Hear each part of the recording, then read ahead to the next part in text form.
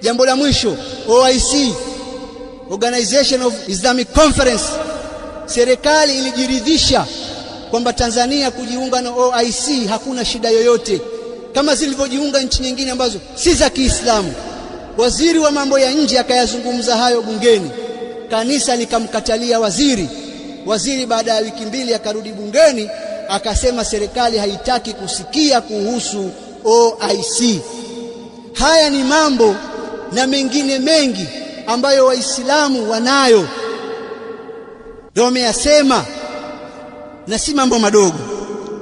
Leo mtu akisema kuwa mashehe, semeni haki, msiseme amani. Mnaonaje mashehe wetu wakachukua miezi mitatu sasa, kila msikiti, kila swala ikazungumzwa kuhusu haya mambo machache niliyosema mimi, ikawa hakuna mashehe kuzungumza kuhusu amani tena, ikawa mashehe wanazungumza kuhusu haki, wakazitaja hizi habari. Hii nchi itakalika? Haiwezi kukalika. Lakini haya mambo mashehe pamoja na ukubwa wake wameyatuliza na kuwaambia watu wafanye subra.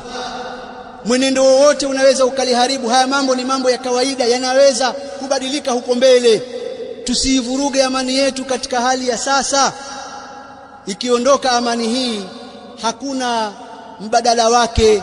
Kuna nchi zina miaka 30 na sasa zaitafuta amani, haziipati.